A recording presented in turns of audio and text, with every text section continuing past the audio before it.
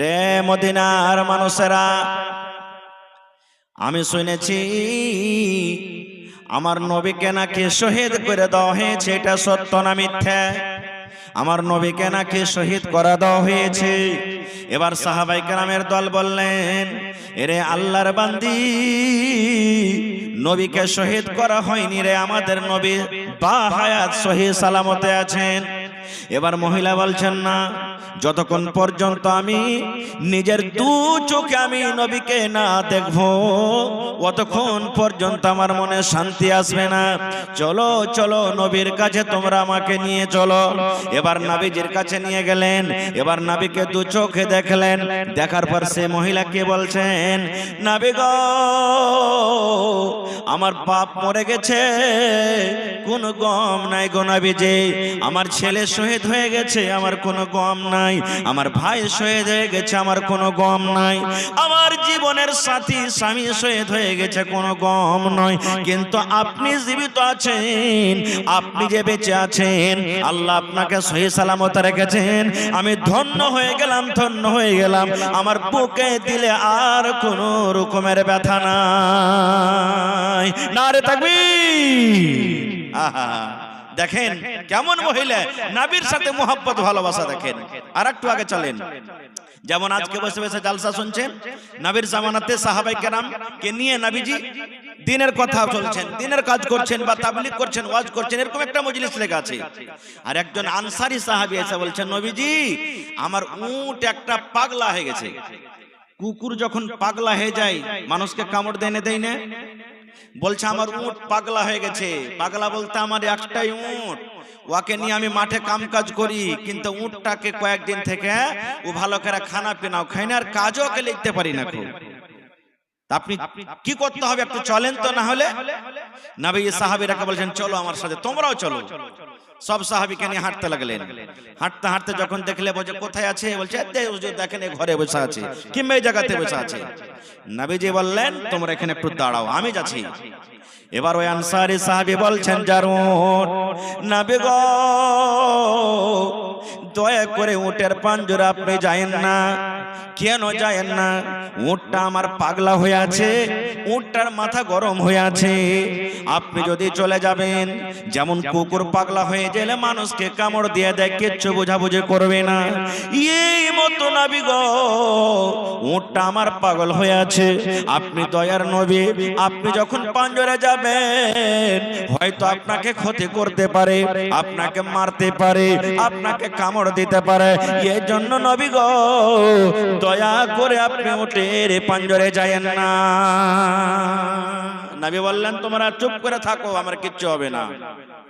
এক পা দু পা তিন পা করে যখন নবী হাঁটতে লেগেছেন, ওরে সুবহানাল্লাহ, একটা জানোয়ারের মহব্বত দেখেন। একটা মানুষ তো মানুষ, একটা জানোয়ারের ভালোবাসা দেখেন।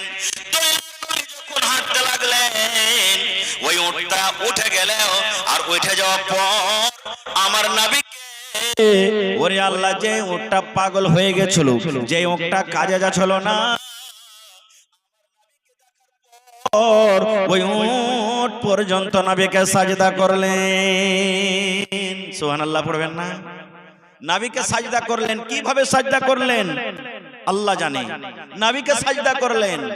এবার যখন সাজদা হয়ে গেল, সাহাবায়ে কেরামেরা যারা জামাত ছিলেন বললেন, ইয়া রাসূলুল্লাহ, একটা উট যার পরে কোনো শরীয়ত নাই, যার পরে নামাজ নাই, যার পরে রোজা নাই, যার পরে হজ নাই, যার পরে দান নাই, যার পরে যাকাত নাই, সেই উট যদি আপনার সাথে মহব্বত ভালোবাসা দেখে যদি সাজদা করতে পারে, তবে নবী গো, আমরা তো হলাম মানুষ, আমরা মুখে কথা বলতে পারি, হাত দিয়ে কাম করতে পারি, কানে শুনতে পাই, চোখে দেখতে পাই, পা দিয়ে চলতে পারি, আমাদের পরে শরীয়ত আছে।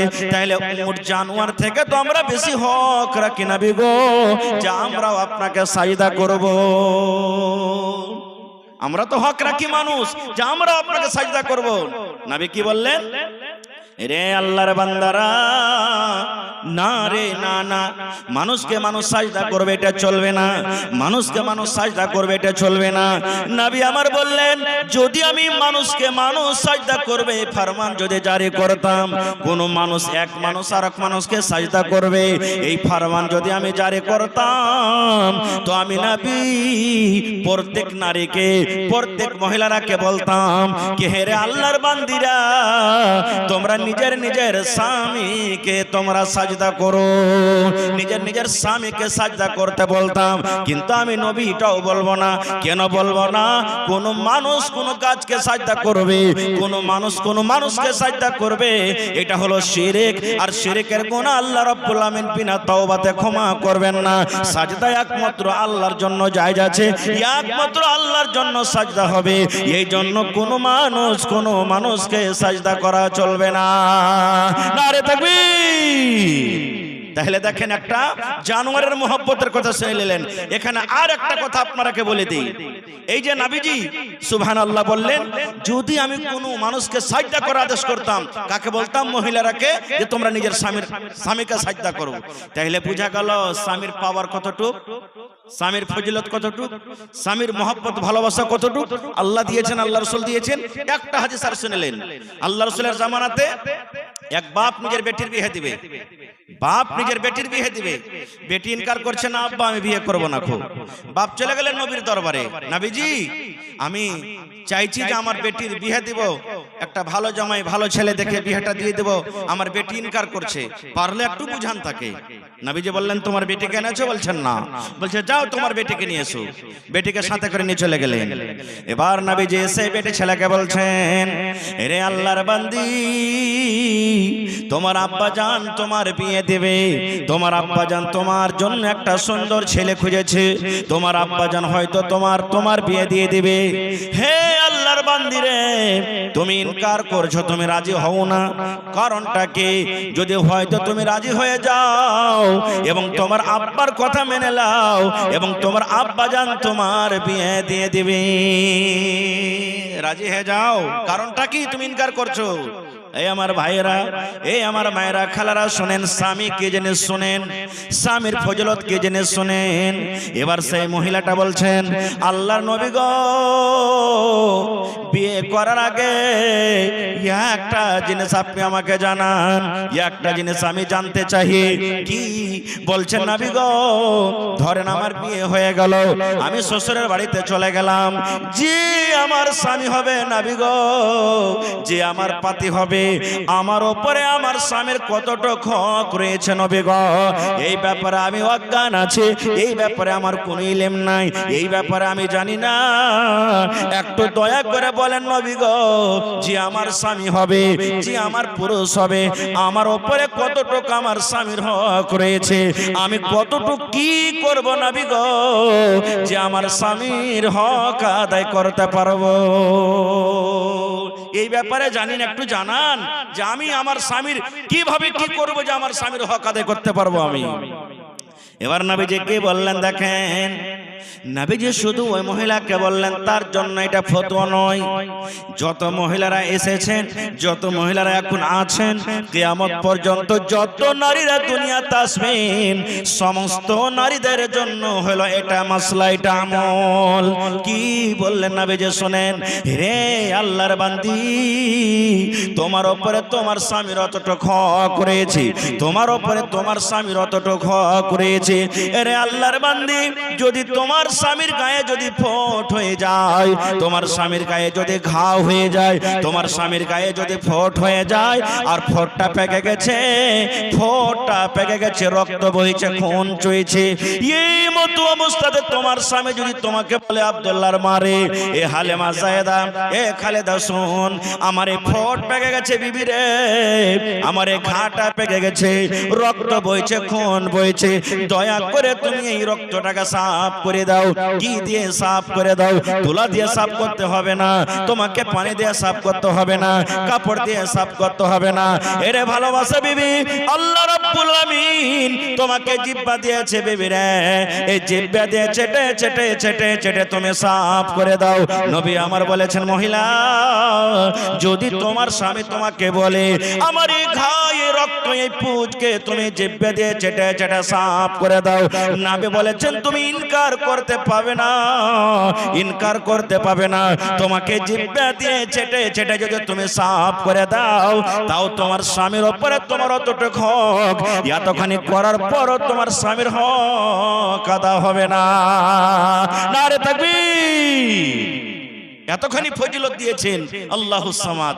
তবে এটা মনে করিয়েন না যে আমি এই কাজটা করাবো। রাসূল উদাহরণ দিয়ে বললেন, যদি মহিলা তোমার স্বামী যদি তোমাকে এই কাজটা করতে বলে আর তুমি যদি করে ফেলো, তাও হক আদা হবে না। খুব আমার এটা বিষয় নেই যে আমি ওদিকে যাবো, আমি শুধু আপনাকে দেখাইলাম যে নবী যে বলেছেন যদি আমি কোনো মানুষকে মানুষ সাজদা করবে যদি আদেশ করতাম, তাহলে প্রত্যেক মহিলাকে বলতাম যে তোমরা নিজের স্বামীকে সাজদা করো।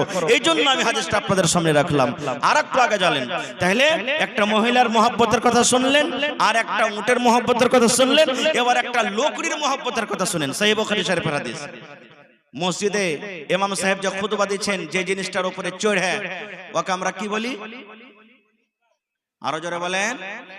মিম্বার। 4 ধাপি আছে না 5 ধাপি আছে? 3টে আছে। ভালো করে গুনেছো যে ভাই? হ্যাঁ মাশাআল্লাহ, 3 ধাপি আছে। এবারে যদি পারেন, এখন বেশিরভাগ মসজিদে মানে ইট দিয়ে, টাইলস দিয়ে, আলবেস্টার দিয়ে করা হয়েছে, মেম্বার করা হয়েছে। ভাই আমরা ফতোয়া দিতে আসি না বা দেব না, কিন্তু বেহতার হলো লকড়িরই মেম্বার যদি করেন তো বেশি ভালো, নাকি? খরচা হোক, মাদানী সাহেবরা ফতোয়া দেবেন কোনটা ভালো কোনটা মন্দ আল্লাহ জানছে, ওরা জানে। তো নবীজি খুতবা যে দিতেন টেক লাগিয়ে দাঁড় হয়ে, ওই জিনিসটা ছিল কি খাজুরের একটা লকড়ি, খাজুরের জড় মনে করেন বা খাজুরের গোড়া, খুতবা দিতেন। এবার একটা মহিলা এসে রাসূলকে বলছেন, নবীজি একটা কথা বলবো। বলছে কি? বলছে আমার একটা ফার্নিচার মিস্ত্রি আছে। ফার্নিচার বুঝেন? লকড়ির মিস্ত্রি আছে। যদি আপনি অনুমতি দেন, আপনার জন্য আমি একটা লকড়ির মেম্বার করে দিব, আপনি পুরাতনটাকে হটিয়ে দেবেন আর নতুন মেম্বারের উপরে চড়ে আপনি খুতবা দিবেন। নবীজি বললেন ঠিক আছে, নিয়ে এসো। এবার সেই মহিলা ওর গোলামকে বলে ওই লকড়ির মেম্বার একটা সুন্দর করে নবীর জন্য রেডি করে দিয়ে দিলেন। এবার নবীজি পুরাতন মেম্বারকে হটিয়ে দিলেন, আর পুরাতন মেম্বারকে হটিয়ে দেওয়ার পর নতুন মেম্বারের পরে দাঁড় হয়ে খুতবা দিলেন। খুতবা জারি আছে, শুরু আছে। ওরে আল্লাহ, আপনার ভিতরে যখন কোনো দুঃখ চলে আসবে, আপনার ভিতরে যখন কোনো গাম, কোনো পেরেশানি চলে আসবে, কষ্ট চলে আসবে, আপনি যখন কাঁদতে শুরু করবেন, আপনি আপনার কান্দন বের হয়ে যাবে। এত কাঁদতে কাঁদতে এমন হবে ভিতরে কান্দনটাকে থামতে না পারে, হাউমাউ করে জোর জোর করে আপনি আওয়াজ করে কাঁদতে লাগবেন। হবে না? হবে না? এরকম এরকম হয় না? হয় না ভাই? হয়। এবার নবীজি খুতবা শুরু করেন। সাহাবায়ে কেরামেরা খুতবা শুনছেন, যেমন আজকে আপনারা বসে জালসা শুনছেন, কোনো গল্প নাই। সহিহ বুখারী শরীফের হাদিস। ওই পুরাতন মেম্বার ওর ভিতরখানা এমন ফেটেছে বন্ধুরে, ওরে আল্লাহ, বাচ্চা যেমন চিলিয়ে চিলিয়ে চেঁচিয়ে চেঁচিয়ে কান্দে, বাচ্চার মতো শেষকি তুলে তুলে তুলে তুলে ওই পুরাতন মেম্বার কাঁদতে লাগলো। সাহাবায়ে কেরামের দল বলেন, ওর কান্নার আওয়াজ মসজিদের ভিতরে যত মানুষ আমরা আছি, আমরাও তার কান্নার আওয়াজ শুনেছি। সুবহানাল্লাহ। পুরাতন মেম্বার, আল্লাহ কি করতে পারে না যে ভাই? না পারবে না? ওরে আল্লাহ। এবার দেখেন মজার ঘটনা, এমন কাঁদতে লাগলো। নবীজি আমার মিম্বার থেকে নেমে গেলেন। মিম্বার থেকে নেমে যাওয়ার পর ওই মিম্বারের কাছে চলে গেলেন, পুরাতন মিম্বারের কাছে। এরকম ভাবে তাকে বুকে জড়িয়ে ধরলেন, কিংবা মিম্বারটাকে এরকম ভাবে সুন্দর করে তার গতরে হাত দিতে লাগলেন, এরকম ভাবে হাতটা ছুঁয়ে ছুঁয়ে লাড়তে লাগলেন। এবার বলছেন, চুপো এরে মেম্বার, তুমি চুপো, এরে গাছ তুমি চুপো, এরে লকড়ি তুমি চুপো, কেন কান্দো? আপনারা জানেন, আপনার বাড়িতে যখন বাচ্চা আছে, 5 বছর 7 বছর 8 বছর কার বাচ্চা আছে, বাচ্চা কান্দা কান্দা কান্দা এমন বেহুশ হয়েছে রে আল্লাহ, ওর মনটা এমন ভেঙে গেছে, বাচ্চাটাকে যদি আপনি কোলে নিয়ে এলেন আর চুপতে যদি বলেন, চুপার জায়গাতে আরো মন ভেঙে ভেঙে শ্বাস ফুলিয়ে ফুলিয়ে জোর জোর করে কাঁদবে। কাঁদবে না? কাঁদবে না? বাচ্চাকে যত চুপতে বলবেন আরো জোর জোর করে কাঁদবে। নবীজি আমার পুরাতন মেম্বারকে বলছেন, চুপো চুপো চুপ রে, তুমি কান্দো কেন, তুমি চুপো। যেমন নবীজি চুপতে বলছেন, আরো শেষকে তুলে তুলে তুলে তুলে তা সে কাঁদতে আছে। এবার নবীজি বললেন, হেরে পুরাতন মেম্বার, তুমি কান্দো কেন, কান্দার কারণটা কি তুমি কি জানাবে না? কেন তুমি কান্দো, কান্দো কেন, তুমি কান্দার কারণটা কি? এবার পুরাতন মেম্বারের কিন্তু মুখ ফুটে গেল। এবার বলছেন, নবী গো, এই জন্য আমি কান্দি নবী গো, আপনি এতদিন ধরে আমার উপরে দাঁড় হয়ে হয়ে খুতবা দিলেন, আপনার মোবারক কদম মোবারক পাটা আমার উপরে থাকলো। নবী গো, আপনার কথাগুলি আমি আপনার পাঞ্জর থেকে থেকে শুনলাম, কিন্তু আপনি তো এখন আমাকে দূরে করে দিলেন, আমি আপনার থেকে দূরে হয়ে গেলাম। এখন তো আপনার কথা আমাকে দূর দূর থেকে শুনতে হবে নবী গো, এখন তো আপনি আমার উপরে দাঁড় হয়ে আর খুতবা দিবেন না, আপনার কদমটা আমার উপরে আসবে না এবং আপনার কথা আমি শুনতে পাবো না, এই জন্য আমি কান্দি। এই আমার নওজওয়ান ভাইয়েরা, এই মায়েরা, খালারা, বুজুর্গরা শোনেন, পরে কি হলো আমি যাব না, বলার উদ্দেশ্য বন্ধুরি, একটা পুরাতন মেম্বার, লোকরির মেম্বার, যার জন্য জান্নাত নাই, যার জন্য জাহান্নাম নাই, যার কিয়ামতে হিসাব হবে না, যার পরে নামাজ নাই, যার পরে রোজা নাই, সেই যদি নবীর কথা শোনার জন্য, সেই যদি নবীর মহব্বত ভালোবাসা পাওয়ার জন্য এত জোর জোর করে চিল্লিয়ে চেঁচিয়ে কাঁদতে পারে, তাহলে হায়রে হতভাগা মুসলমান, আমরা হলাম নবীর উম্মত, আমাদের জন্য নামাজ আছে, আমাদের জন্য রোজা আছে, আমাদের জন্য হজ আছে, আমাদের কিয়ামতের দিন হিসাব হবে, জান্নাত আছে, জাহান্নাম আছে, তাহলে সেই নবীর সাথে আমরা কেন মহব্বত ভালোবাসা করতে পারলাম না? নারে তাকবীর! কেমন ভালোবাসা করছে আমি। আর একটা সাহাবীর মহব্বত ভালোবাসার কথা আপনাকে শোনাই। যখন নবীজি বেঈমান মুশরিকের যন্ত্রণাতে মক্কা ছেড়ে হিজরত করে মদিনাতে চলে গেলেন, রাস্তাতে যেতে যেতে সকাল হয়ে গেল। এবার মুশরিকরা চারিদিকে ছড়িয়ে গেল, এলান করে দিয়েছে, যে নবী মুহাম্মদকে ধরে আনতে পারবে, জীবিত হোক কিংবা মৃত্যু, তাকে 100টা উট ইনাম দেওয়া হবে, এলান করে দিলেন। এবার বেঈমান মুশরিকরা নবীকে ধরার জন্য এদিকে ওদিকে এদিকে ছড়িয়ে গেল। রাস্তাতে হাঁটতে হাঁটতে হযরত আবু বকর রাদিয়াল্লাহু তাআলা আনহু বলছেন, নবীজি একটা কথা বলবো। বলছে কি? বলছে সকাল হয়ে গেল আর মুশরিকরা হয়তো আমাকে দেখে নিবে, ধরবে, তো এখানে পাহাড়ে একটা গার আছে, গর্ত আছে, যার নাম হলো সৌর পাহাড় আছে, পাহাড়ের নাম হলো সৌর, সৌর পাহাড় আছে, ওই পাহাড়ে একটা খাল আছে, গর্ত আছে, চলেন ওখানে আমরা দুজন লুকিয়ে যাই। ঠিক আছে, চলো। যারা হাজী সাহেব হজ করতে গেছেন, দেখে এসেছেন, ওখানে আল্লাহ যদি তৌফিক দিয়ে থাকেন দেখবেন যারা যাবেন। এবার নবীজি বললেন, চলো তাহলে আমরা ঢুকে যাই। এবার ঢুকতে যাবেন। এবার দেখেন হযরত আবু বকর রাদিয়াল্লাহু তাআলা আনহু কে বলছেন, নবী গো,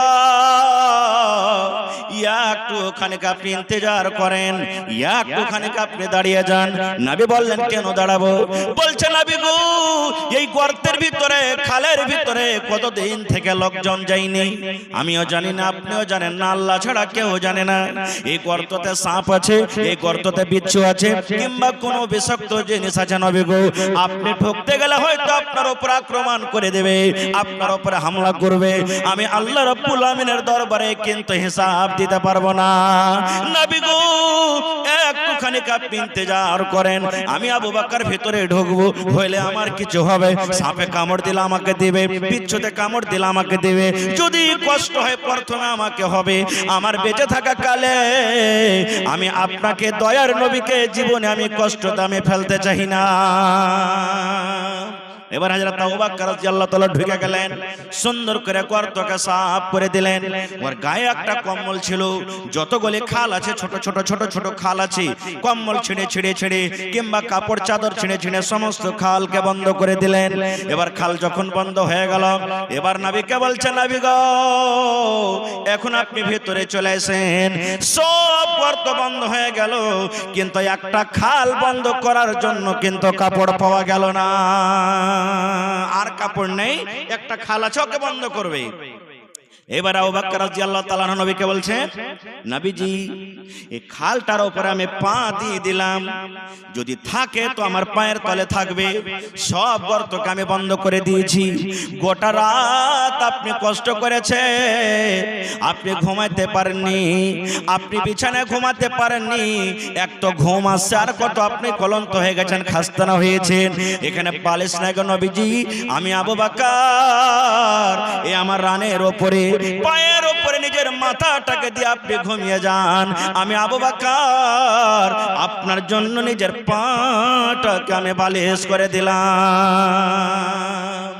এবার নবীজি খাস্তানা মানুষ, যেমনই সুতলে নিন চলে গেলেন।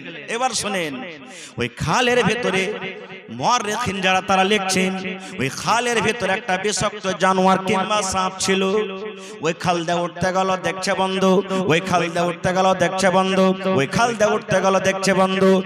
এই করতে করতে রে মুসলমান, যে খালে হযরত আবু বকর রাদিয়াল্লাহু তাআলা পা দিয়ে ঢাকা দিয়েছেন, ওই পায়ের সামনে যখন গর্তের সামনে এসেছে, এমন জোরে তাকে কামড় দিয়েছে, ওরে আল্লাহ, বিষের কারণে হযরত আবু বকর রাদিয়াল্লাহু তাআলা আনহু কিন্তু কষ্ট পেতে লাগলেন।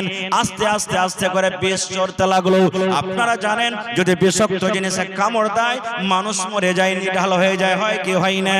কতই আবু বকর নবীকে ভালোবাসেন, বিষ আস্তে আস্তে গায়ে চড়ে গেল, ওরে আল্লাহ, কিন্তু আমার নবীকে কিন্তু এখনো জাগান না। এমন বিষ ব্যথা করতে শুরু হয়েছে গা হাত। এবার চোখের পানি থামতে না পারে, চোখের পানি ঝরতে শুরু হয়েছে। পানি ঝরতে ঝরতে নবী আমার তার রানের উপরে মাথা দিয়ে শুয়ে আছেন। এক ফোঁটা চোখের পানি নবীর গায়ে, অর্থাৎ নবীর চেহারা মোবারকে যখন পড়ে গেছে, যখন চোখের পানি যখন হযরত আবু বকর রাদিয়াল্লাহু তাআলা আনহুর চোখের পানি নবীর চেহারাতে পড়ে গেছেন, নবী আমার চোখ খুলে দেখছেন, আরে আবু বকর তো কাঁদছে, চোখ দিয়ে তার পানি ঝরছে। এবার নবী বলছেন, আবু বকর, বাড়ির কথা কি তোমার মনে পড়ে গেছে নাকি? মক্কার কথা কি তোমার মনে পড়ে গেছে? বিবি বাচ্চা বলে কি তোমার মনে আসছে? বাড়ি ঘরের মায়া মহব্বত কি তোমার দিলে চলে এসেছে, এই জন্য তুমি কান্দো? এবার আবু বকর বললেন, নবী গো, বাড়ি বলে আমার মনে আসেনি, ছেলে মেয়ের জন্য আমি কান্দিনি, তবে কেন কান্দো? বলছে, নবী গো, এই জন্য আমি কান্দি নবী গো, যে আমার পায়ে কোনো বিষাক্ত জানোয়ারে কামড় দিয়েছে, ওই বিষের কাতরে আমি নিজের কান্নাটাকে আমি সহ্য করতে পারি না। যেমন নবী যে শুনলেন কামড় দিয়েছে, তখন নবী বলছেন, আবু বকর, কেন তুমি আমাকে জাগাওনি? বলছেন, ইয়া রাসূলুল্লাহ, এই জন্য আপনাকে জাগানি নবী গো, গোটা রাত আপনি হেঁটে হেঁটে এসেছেন, গোটা রাত আপনি জেগে আছেন, আপনি ঘুম পাড়েননি, আর আপনাকে যদি আমি উঠিয়ে দেব, হয়তো আপনি দয়ার নবী কষ্ট পাবেন, আপনি কষ্ট পাবেন, আর আপনার কষ্ট আল্লাহ রাব্বুল আমিন কিন্তু সহ্য করতে পারবে না। হয়তো আমার জীবনের আমল নষ্ট হয়ে যাবে, জীবনের আমল আমার বরবাদ হয়ে যাবে, এই জন্য আপনাকে আমি কষ্ট দেনে। এইবারে মুসলমান নবীজি একটু থুথু নিলেন মুখ থেকে, আর নেওয়ার পর যেই জায়গাতে কামড় দিয়েছে লাগিয়ে দিলেন। যেমনই লাগিয়ে দেওয়া, এটা নবীর মুজিজা, সাথে সাথে সাথে সাথে সব কিন্তু ভালো হয়ে গেল। নারে তাকবীর! হয়নি, হবে না, হতে পারে না, আমার নবীর সাথে কারো তুলনা, হয়নি, হবে না, হতে পারে না, আমার নবীর সাথে কারো তুলনা। হায়রে তুলনা তো দূরের কথা, ছায়াও মিলে না, হয়নি, হবে না, হতে পারে না, আমার নবীর সাথে কারো তুলনা, হয়নি, হবে না, হতে পারে না, আমার নবীর সাথে কারো তুলনা। সকল নবী রাসূল ছিলেন খোদার দেওয়ানা, সকল নবী রাসূল ছিলেন আল্লাহর দেওয়ানা।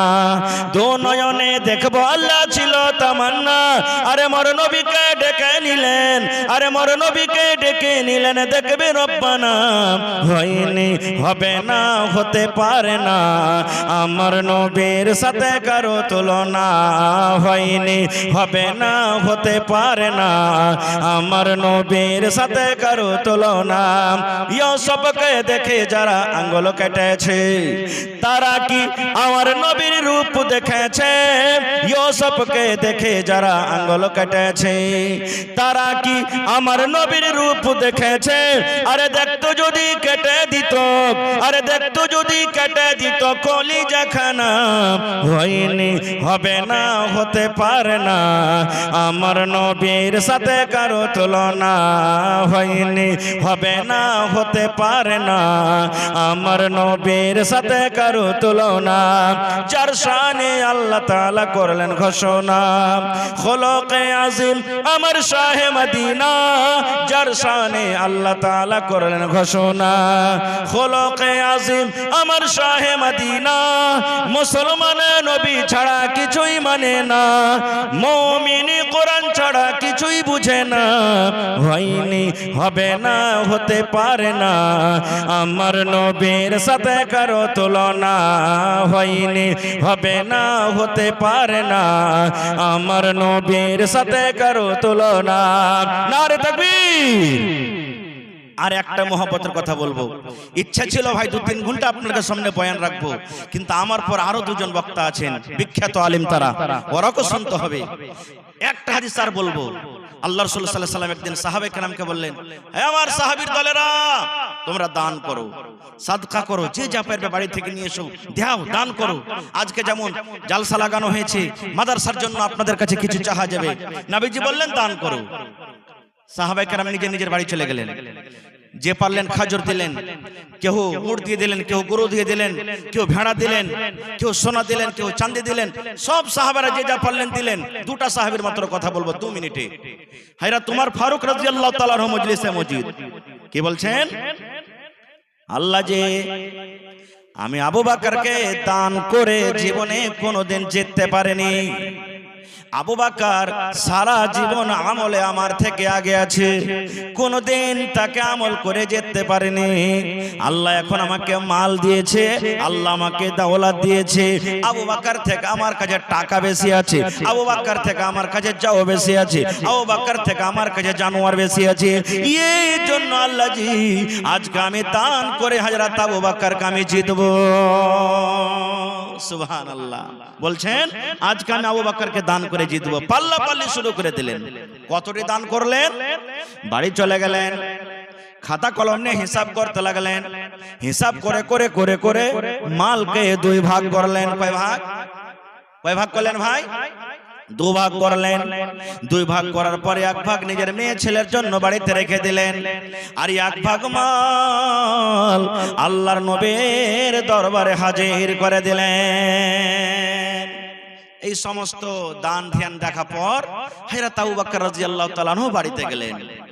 বাড়িতে যাওয়ার পর বিবিকে বলছেন, বিবি রে, নবী দানের কথা বলেছেন রে বিবি। আমি ওমরকে দেখলাম মালকে 2 ভাগ করার পর 1 ভাগ মাল বাড়িতে রেখেছে, 1 ভাগ জমা করে দিয়েছেন। আমি আব্দুর রহমান বিন আওফকে দেখলাম খাজুরের বস্তা, পটলের বস্তা দিয়ে দিলেন। আমি ওসমানকে দেখলাম সোনার টাকা, চাঁদির টাকা, উট আর ঘোড়াও দান করে দিয়েছি। বিবি রে, আমাকে দান করতে হবে, দান করার জন্য কিছু বাড়িতে আছে কিনা? আছে বিবি কিছু? উনার স্ত্রী বলছেন কি, স্বামী গো আছে 1 সা, অর্থাৎ 2.5 কিলো কিংবা 3.25 কিলো। এই যে আমরা ফেতরা দিচ্ছি 2.5 কিলো চাল কিংবা 3.25 কিলো চাল, একে 1 সা বলা হয়। তো বলছেন 1 সা যাও কিংবা যাওয়ের আটা আছে। বলছে আর কিছু নাই? না তো না। হযরত আবু বকর মনে মনে বলছেন, আল্লাহ উমর এত বড় বড় করে দান দিলে, উসমান এত বড় বড় দান দিলে, আব্দুর রহমান বিন এত বড় বড় দান দিলে, অমুক সাহাবী এত মোটা মোটা করে দান দিলে, আর আমি অল্প এত বড় সাহাবী অল্প কিছুটা আমি যাও কিংবা যাওয়ের আটা কেমন করে নিয়ে যাব? কেউ যেন দেখতে না পায় একটা চাদর গায়ে দিয়ে নিলেন বড় ধরনের, আর বুকে চেপের করে নিয়ে হাঁটতে শুরু করলেন। ঢেরি যে রাখা আছে ঢেরিতে ঢেলে দিলেন। ঢেলে দেওয়ার পর এবারে নবীজি কি বলছেন দেখেন, দান সব শেষ হয়ে গেল। এবার নবী উসমানকে বলছেন, উসমান তুমি কি দিয়েছো? নবীজি আমি অমুক জিনিস দিয়েছি। হায়রাত নবীজি আব্দুর রহমানকে বলছেন, আব্দুর রহমান কি দিয়েছো? নবীজি আমি অমুক দিয়েছি। নবীজি বলছেন, উমর রে তুমি কি দিয়েছো বাবা বলো তো? উমর ফারুক মনে মনে বলছেন, আজকে আমি আবু বকরকে দান করে জিতব রে, কারণ আমি আজকে মালের হাফ দিয়ে দিয়েছি। এইবার হযরত উমর বলছেন, ইয়া রাসূলুল্লাহ আমি মালকে দুই ভাগে ভাগ করেছি, এক ভাগ মাল নিজের ছেলে মেয়ের জন্য রেখেছি, আর এক ভাগ মাল আমি আপনার দরবারে হাজির করে দিয়েছি।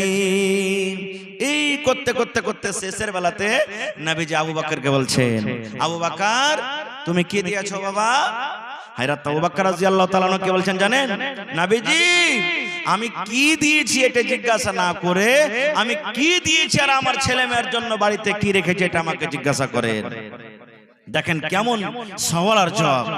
নবীজি বলছেন, আবু বকর তুমি কি দিয়েছো আর তোমার ছেলে মেয়ের জন্য বাড়িতে কি রেখেছো?